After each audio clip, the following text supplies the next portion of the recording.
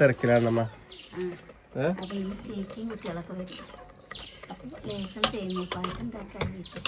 എന്റെ ചേച്ചി വരുമ്പോ അമ്മ തേൻ പായസം ഉണ്ടാക്കട്ടെ. അപ്പൊ ഇന്നലെ ഉണ്ണിക്ക് നമ്മള് ഗുരുവായൂരിൽ പായസം കഴിഞ്ഞോ? ഉണ്ണിക്കണ്ണന്റെ പായസന്റെ പാൽപായസം. അപ്പൊ നമ്മളെ പായസം സേമിയ പായസമാണ് കേട്ടോ. രാവിലെ തന്നെ ഒന്ന് പായസത്തുമ്മലാണ്. ഒരിക്കൽ ചിക്കനും മീനൊന്നും പറ്റൂല കേട്ടോ. അപ്പോൾ പായസമാണ് ഉണ്ടാക്കുന്നത്. ഇതാവുമ്പോൾ ഇഷ്ടമാണ്. വല്യമ്മയുണ്ട്, വല്യമ്മയ്ക്ക് ഒരേ ഒരു മോള്, ആ മോക്ക് ഒരേ ഒരു മോള്. അപ്പോൾ അവർക്ക് സാമ്പാർ പായസം അങ്ങനത്തെ സംഭവങ്ങളൊക്കെ പറ്റുള്ളൂ. അപ്പോൾ നമ്മളതാണ് ഇട്ട് ഉണ്ടാക്കുന്നത്.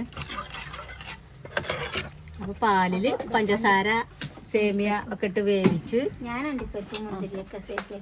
അമ്മ ഇതൊക്കെ ആക്കി വെച്ചിട്ടുണ്ട്. ഇത് നെയ്യിൽ മൂപ്പിച്ചിട്ട് അങ്ങനെ ഇട്ട് കൊടുക്കുക.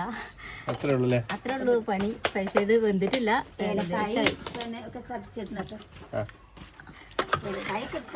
ഏലക്കായൊക്കെ ഇട്ട് പായസം ഉണ്ടാക്കാൻ വേണ്ടി